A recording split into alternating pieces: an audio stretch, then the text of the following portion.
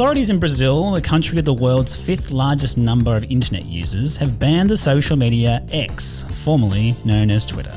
The ban has come into effect over the weekend. It followed a long-running battle between Elon Musk and the Brazilian Supreme Court Justice Alexandre de Moraes, who previously ordered the social media platform to block far-right users and those who spread mis- and disinformation. And the intervention has triggered debate about the role of social media in facilitating, protecting, maintaining and allowing free speech and open political discourse in active democracies. So James, a couple of thoughts on, do we see a role for social media, X, Twitter and others in our political discourses? And do you think that we might see more of these actions in the future? Well, I absolutely support Brazil's decision here. Like, I'm so sick of social media giants or even big corporations, big companies thinking that they're just above the law or that they don't have some ethical responsibility, despite the fact that they operate in these countries. They benefit from operating these countries. They benefit from all the work that governments do, all the work that the people in those countries do. That's their customer base. And yet still we have Elon Musk and others seemingly positioning themselves as above the law, that they don't have a responsibility, that they can do whatever they want, that they don't have an ethical and political responsibility. And it's just nonsense. So like I'm so glad to see Brazil go and do that and take a stand. And I don't know, maybe that sets an example for other countries to follow suit. Do we think then, on the back of Brazil's intervention, that we might see a similar intervention happen in Australia? Well, I'd be surprised because, like, I just don't. Does Australia like really make big decisions like that very often? Like, we're such a, I would say, typically timid government and a timid approach to government. We're rarely the country that makes the first step in like quite a proactive approach to governing. And so I'd be surprised if they went that far, but I think we should continue this debate in Australia. I think there is a role for social media companies to play in Australia to help curb this spread of misinformation, particularly in political campaigns. And that goes both ways. Like, we're not just talking about trying to silence the far right here. I think there are issues with how misinformation spreads on the left side as well. And I was discussing the other day with a friend, like, should there be a state-based social media platform? Because one of the problems with these corporations like X, like Meta, like TikTok, is that they aren't really answerable to anyone that we have any control over here in Australia. They're answerable, obviously, to their shareholders, but most of them are probably sitting overseas somewhere else. So realistically, aside from being brought into line by government regulation and government law, which always takes so long to catch up, really they're not answerable to anyone in Australia, and they can do what they want. And that's what seemingly has happened for many years. And that's how they've grown into these behemoths with like little control. So I know it's like, it's a little bit out there, but should we have a government-backed or government-based social media platform that is safe for children, that is has a certain set of values and ethics, that is a platform for productive debate and political speech? Well, I think state-based makes it difficult to be, productive or a safe space for, political discourse, given that there'll be always a political party in charge of that. But I think the scare factor that often happens, and we saw this with Facebook's kind of fights with Australian media companies saying, if you make us pay for your news, we're not going to fund you.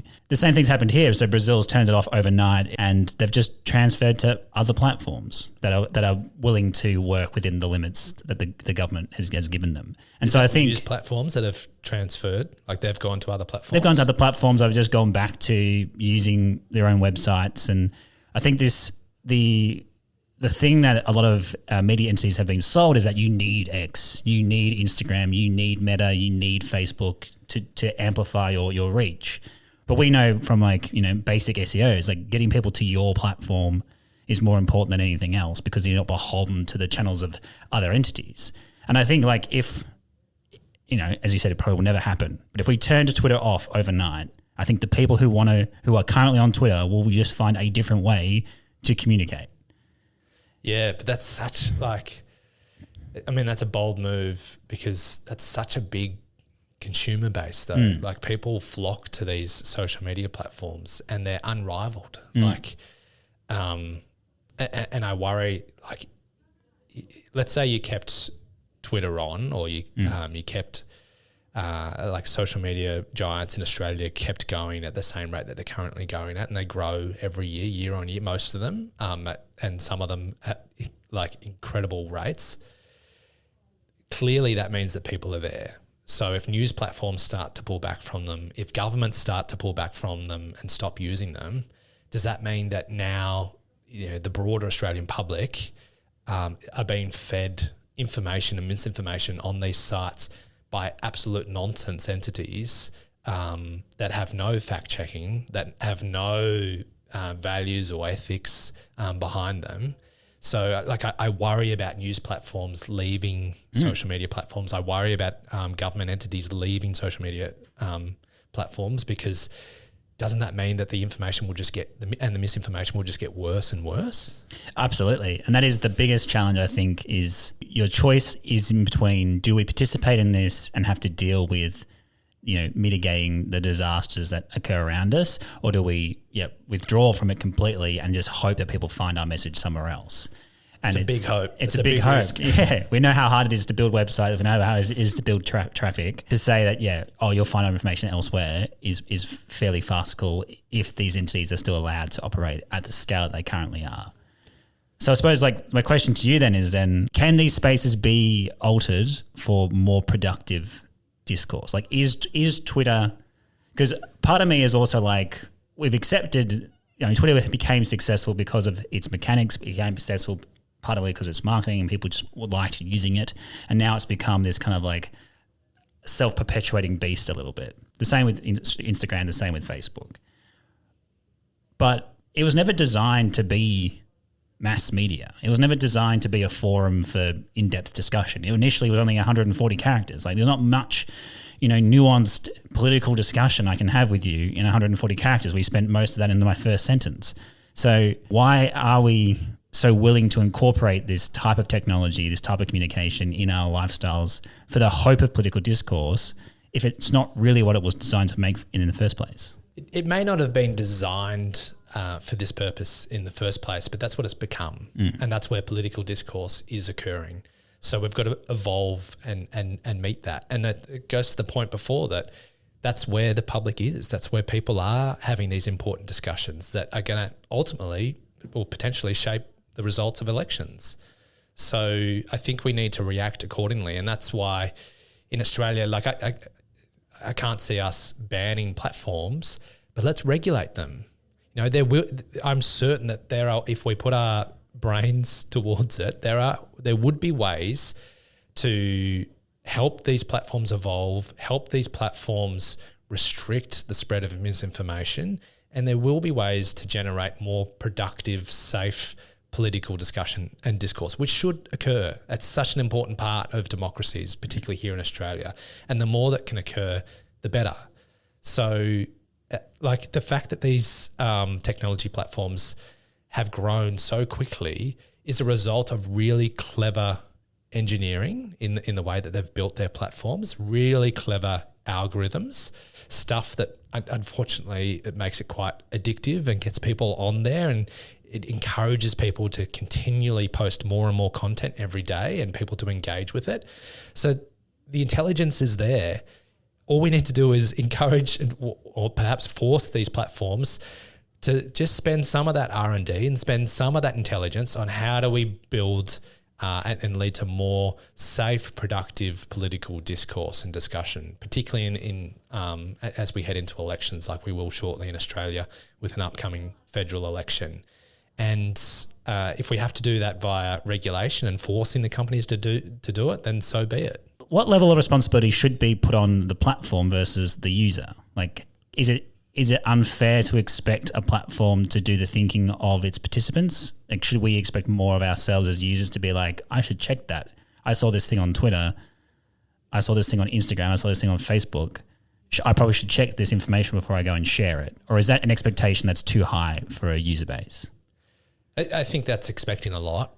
We know that the vast majority of people, no matter what country you're in, but particularly in Australia, we know that the vast majority of people, they don't have time to go and fact check things. Like if you're on social media, you're sitting on the couch, you're scrolling through things, you're not going to see something and then go and fact check it. Like, well, some people will, but that's rare. Political duffies might go and do that. You might go and do that, Gordo. Most people do not. Well, we're being unrealistic if we're expecting people to change their behaviour. I think there is therefore a role on the platforms, the companies, to help encourage people to do it, to help educate, to help make that easier. And what do you think about Twitter and a few other platforms now having some of those disclaimers where they say, I can't remember the exact wording, but it's like some viewers or some users have said that this is misleading. Like that little qualifier, that little disclaimer that comes under some the spread of some misinformation. That's the kind of thing that I think could work. Like, do you think those little tactics are useful? I think they're useful, and I think all these tactics, the only thing that keeps them alive is they have to be endorsed by the user base. Probably out myself here as like a Reddit nuffy more than anything else, but they have the best moderation tool, which is self-moderation. So because they're not so obsessed with numbers and they're not so obsessed with engagement metrics, you can't stumble into a subreddit accidentally. You have to go looking for it, and you become a willing participant of that subreddit, and every subreddit has a bunch of rules, and you have to follow those rules, and if you don't, the moderator kicks you out. But more importantly is they have the upvote and downvote functions. So then you go in there and it's like you post something and it's not very useful, it's not on point, it's not on topic, or it's blatantly false, you'll get downvoted, and then that won't appear in people's feeds. But the actual group community has decided that this information wasn't appropriate for this space. That used to be a feature on Instagram, Facebook, and Twitter where you could give something a thumbs down, or you could unlike it, or you could disapprove of it. But people don't like their posts being disapproved. So that got sanctioned out basically. And now it's just about engagement. Any engagement becomes good engagement because it's the only way you can engage. There's no qualifying factor. So a simple message could be like, you have a button that flags like this. I believe this is incorrect, or I believe this is not very useful. Please take it out of my feed. Or even better, please take it off this platform. So the technology would not be very difficult at all. And then it becomes a self-regulated space, which is what the world is. Like, you might tell me something in real life, God forbid, and I can go, I actually don't think that's right. And I just disregard it, or I go and check it myself. But online it's much more difficult because I don't know where that source came from, which source was shared to that source, which was shared to that source, which had 2 words altered, et cetera, et cetera. So yeah, some kind of technological moderating mechanism is fairly achievable. So are we saying then that Reddit is potentially a good case study to follow? Is that a model that works? Because that's a platform that's been around now for many years and is, to my knowledge, has remained strong and even grown over the years. So clearly there's potential success in that model, is there not? There is. I think the difference is it's a very high touch model. So the ultimate success in terms of business and commercial success for Meta's entities and for X, although it is struggling at the moment, is it's low touch. It's quick to read, it's easy to share, you don't have to think too much, and it becomes about the mechanism of engagement as opposed to the depth of engagement. This is probably the issue with a lot of online media, outside social media as well, is that there is less and less value in engagement of time versus engagement of frequency. So you're rewarded on Twitter for regularly posting, regularly resharing, doing everything quickly, doing it a lot. Instagram, you're rewarded by getting likes, by getting repost into stories. The same with Facebook. With Reddit, you're rewarded for the quality engagement. So if someone's taken the time to actually read your post, then they've actually engaged with it in depth, and that's the reward mechanism they've built into their system. The same used to be the case with newspapers online, is that every 5 paragraphs would have an ad, and then the more I read into the article, the more ads that would get served, and therefore the more money that the article would make for someone. Nowadays, it's about clicking on the link, getting the first ad, and then clicking to the next link. And I have to read more articles to get the money into the publisher. So the mechanism for how we engage in media has changed so much that there is no commercial benefit to the publishers for long-term engagement in a lot of pieces. That's why Twitter is so keen to say this is a a catastrophe for free speech because they know that they need that engagement. But they need that engagement for their commercial benefit. They're not there. That Twitter did not invent itself to be the bastion of free speech. Facebook and Meta did not invent itself to be the bastion of free speech. They were platforms that they thought were cool at the time, and then they got monetized.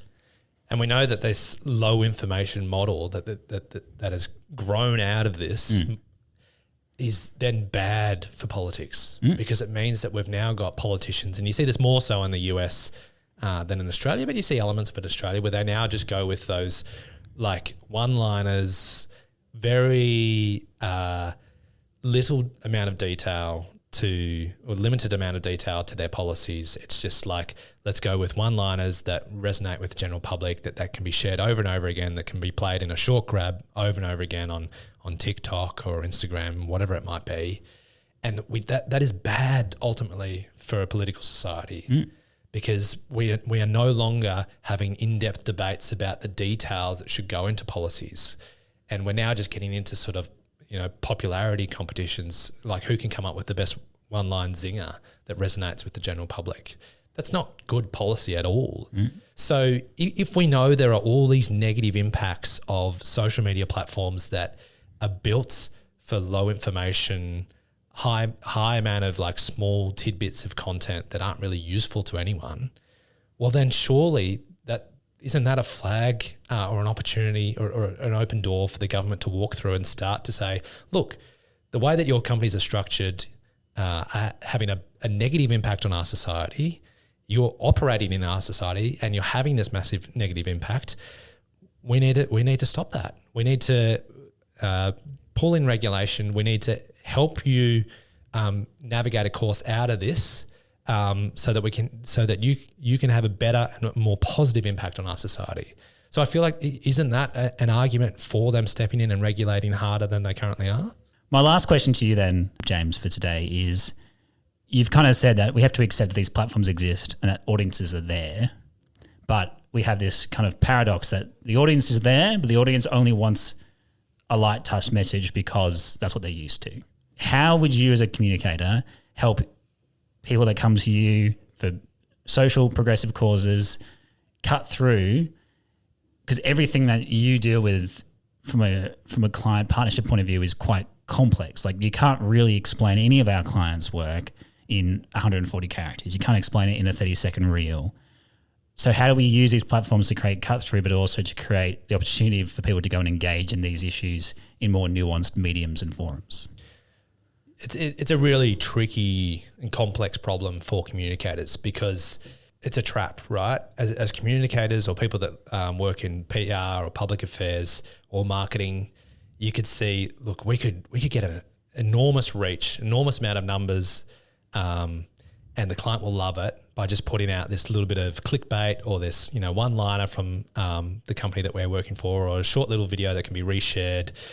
That's not really adding to our conversation before, not really adding much to society or political discourse, but because we've structured it the way that social media platforms love, that's got a potential to go viral, it might get incredible numbers. And I can then print out a report for my client and say, look, we just did this for you, got incredible reach, look at those numbers, how great's that?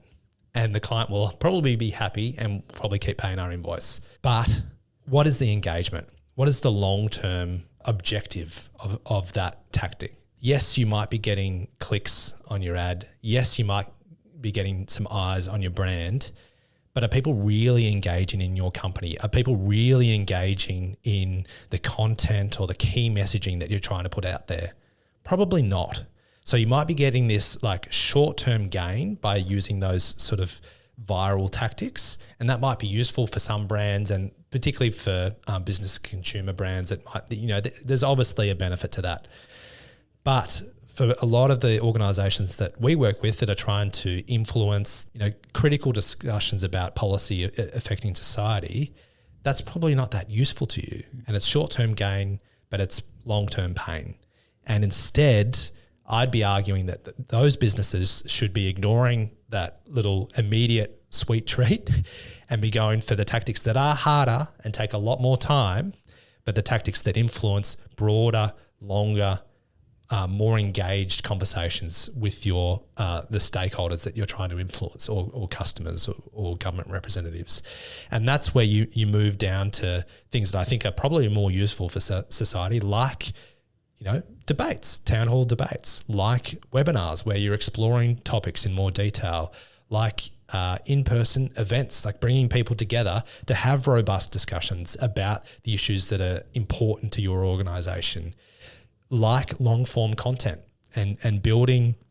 At the moment, it's difficult, as we've discussed, difficult to have long-form content published through social media because it's just not how those models are built in most of the platforms.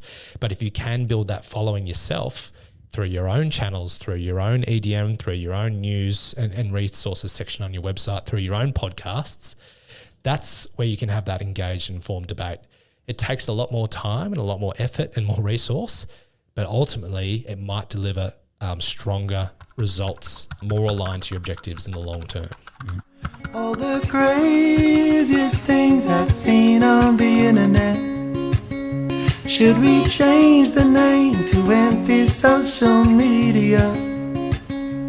Oh, that's quite enough internet for me. Oh, that's quite enough internet for me.